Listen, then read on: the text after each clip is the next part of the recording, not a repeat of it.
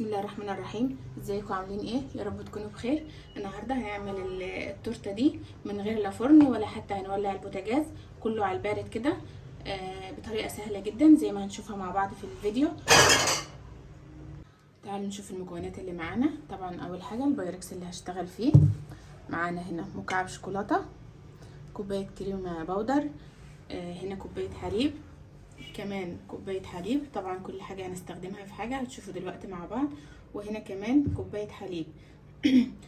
كل الحلو ده هيبقى على البارد. كل اللي هنستعمله على النار ان احنا هنسخن كوبايه الحليب دي عشان يدوب فيها الشوكولاته. معايا هنا باكوين بسكوت، اي بسكوت ساده موجود عندك. انا جبت النوع ده والحجم ده، مش هتفرق اي نوع موجود عندك. دول باكوين زي ده. معايا هنا معلقه صغيره جيلاتين بودر، وهنا فنجان صغير من بتاع القهوه ده سكر بودر. طبعا انا حاطه الكميه الصغيره دي سكر لان الكريم شانتيه اللي عندي فيه سكر. انت على حسب بقى الكريمه اللي انت هتستعمليها اذا فيها سكر ولا لا، وحتى لو فيها السكر ده دايما بقول لكم حسب الرغبه. تعالوا بقى نبتدي اول خطوه او اول مرحله. هنستعمل بس دول كده ونشيل دول دلوقتي كده. يعني الحلو ده هنعمله على كذا خطوه. اول خطوه هناخد البسكوت بتاعنا ننزله في الحليب، هحطه كده في الحليب واغطسه واشيله على طول وارصه في البايركس كده بالشكل ده كده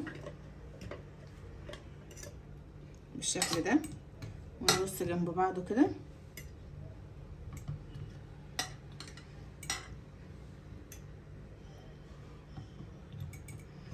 هنزل بقى الحليب البسكوت كله في الحليب وارصه هنا جنب بعضه في البايركس بالشكل ده، ونرجع نكمل مع بعض. رصيت البسكوت كده في اول طبقه بالشكل ده. شايفين لو في فراغ مش هخليه هنا على الحرف كده عشان يبان المنظر حلو.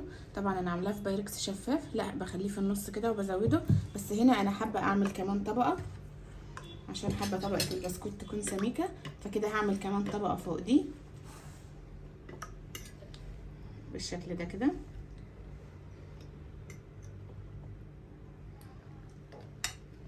كده هكمل بقى طبقه تانية ونرجع مع بعض كده. خلاص بعد ما عملت البسكوت كده طبقتين زي ما انتوا شفتوا كده، هنركنه على جنب.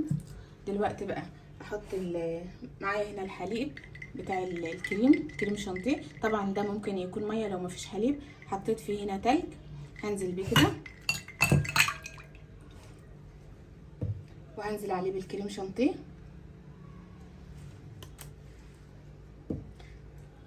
وهضرب بقى الكريمه طبعا في الفاصل عشان ايه ما اعملكوش دوشه. جبت المضرب بتاعي هجهز الكريمه بتاعتي اضربها. وكمان هاخد الحليب ده هحطه كده في حاجه ارفعه على النار، حاجه واسعه عشان اعرف ادوب في الشوكولاته.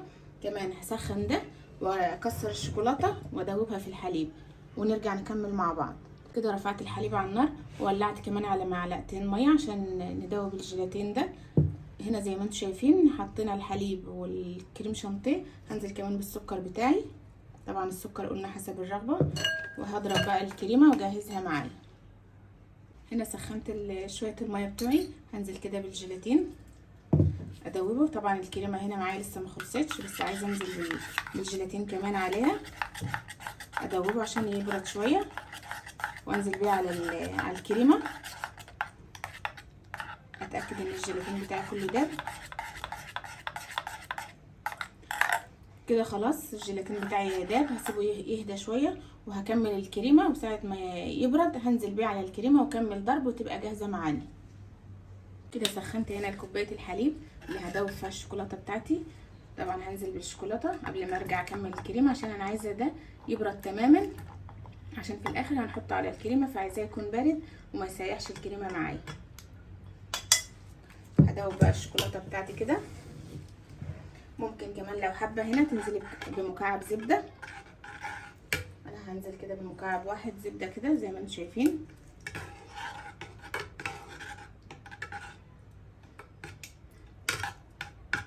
كده. هدوب الشوكولاته واسيبها تهدى بقى على جنب خالص تبرد، وارجع بقى للكريمه اجهزها مع نفسي كده. انا كده قلت لكم الطريقه دي خلاص جاهزه كده. هسيبها تبرد وهحط بقى الجيلاتين هنا اللي دوبناها، هي بردت دلوقتي، واكمل ضرب في الكريمه ونرجع بقى نطبق الحلو بتاعنا مع بعض.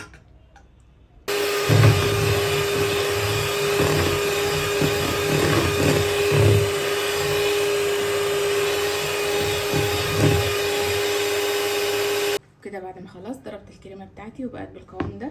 طبعا لو تاخدوا بالكم انا غيرت الطبق لان حسيت المضرب بيجرح في الطبق التاني. وكده البسكوت هنا معايا، شايفين قوام الكريمه. هنزل بقى بالكريمه بتاعتي دي على البسكوت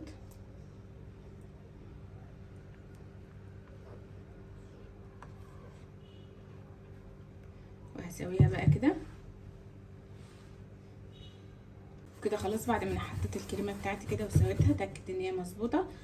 شايفين الطبقات؟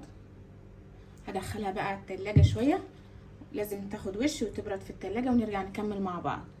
كده بعد ما طلعتها من التلاجة طبعا انا كان قصدي ان هي تاخد وش، ان وشها اللي فوق ده يجمد كده عشان لما احط الشوكولاته عليه تتجمع فوق كده. طبعا انا فاض معايا كريمه وبسكوت فعملت الاطباق الصغيره اللي انتوا شايفينها دي، عملت 4 اطباق كده وعملتهم طبقات. يعني حطيت بسكوت مرتين، بسكوت وبعدين كريمه وبسكوت وبعدين كريمه. تعالوا بقى، ده صوص الشوكولاته اللي احنا سيحناه في الحليب برد تماما. هننزل بيه بقى كده على الحلويات بتاعتنا بالشكل ده. هنوزعه كده وهنرجع ندخله التلاجة تاني. تعالوا بقى نحط صوص الشوكولاته كمان هنا على الصغيرين كده.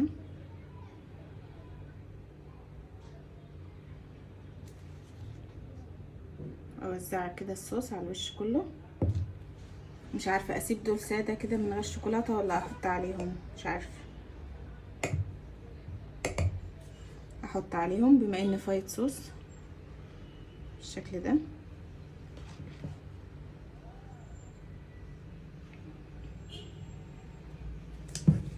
اوزعه كده على الوش كله كده.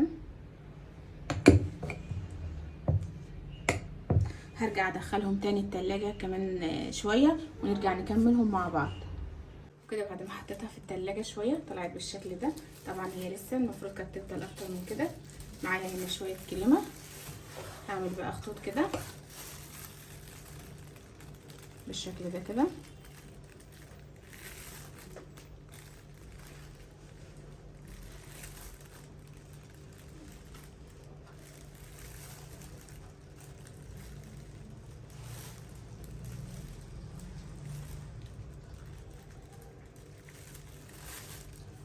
وبعد ما خططتها بالكريمه بالشكل ده هجيب اي حاجه عندي كده، دي عصايه شيش طاووق، واعمل خطوط كده رايح جاي.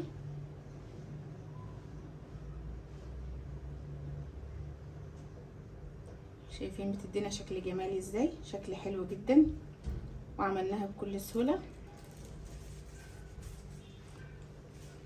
شايفين التحفه دي. طبعا الصغيرين مش هحط على وشهم كريمه، انا عايزاهم بالشكل ده كده. خلصتها، ده الشكل النهائي بتاعها، حاجه كده تحفه فنيه.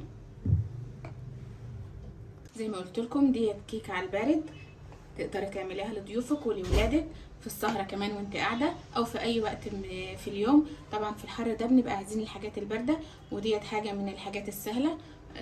بكوين بسكوت مع شويه كريمه عملنا التحفه اللي انتوا شايفينها دي، والطعم جنان. اهم حاجه كمان ان الحاجه اللي نتعب عليها او نقف ونعملها تدينا في النهايه نتيجه حلوه ترضينا. طبعا انا متاكده ان هي تعجبكم. هنشوف الطريقه في الفيديو سهله جدا. قبل ما ابدا الفيديو، ولو عجبتكم التحفه دي ما تنسوش تحطوا لي لايك وتشجعوني باللايك. طبعا اللايك هو الدعم بتاعي. يلا نبدا الفيديو ونشوف عملناها ازاي مع بعض. يلا نبدا مع بعض. وكده بعد ما عملتها كده بالكريمه تعالوا بقى نقطعها كده. تعالوا الاول نشوف دي كده وندوق دي. ناخد اي واحده كده نقطعها كده ونشوفها من جوه. يا سلام يا سلام على الشوكولاته. شايفين؟ طبعا انا قلت لكم انا ما استنيتش عليها كتير. شايفين البسكوت والطبقات جوه؟ تعالوا ندوق بقى كده. بجد بنصحكم تجربوها وتعملوها. شايفين حاجة كده ترطب عليكم في الحر ده، تحفة.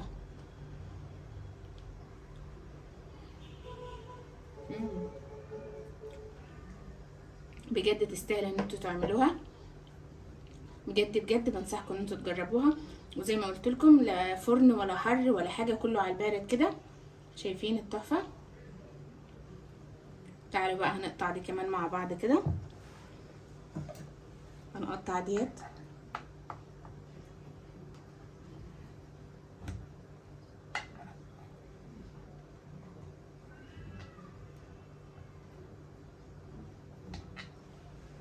ده بعد ما قطعنا القطعه دي كده، تعالوا بقى اوريكم. شايفين البسكوت دايب ازاي مع الكريمه؟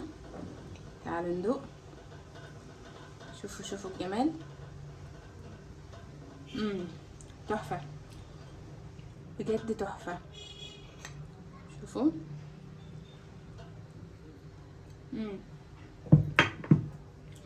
جنان جامده. بس خدوا نصيحتي وجربوا الوصفه الهايله ديت في الحر ده، بجد تحفه.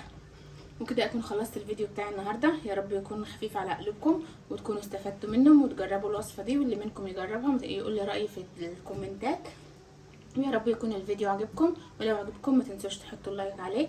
وكمان بحب اشكركم على كل اللايكات وكل التعليقات الحلوه، وكمان على الناس اللي بتشارك الفيديو مع اصحابها. بس يا ريت ما تنسونوش برضو تشاركوا الفيديو ده وتحطوا لايك. وكده الفيديو بتاع النهارده خلص، وسلام.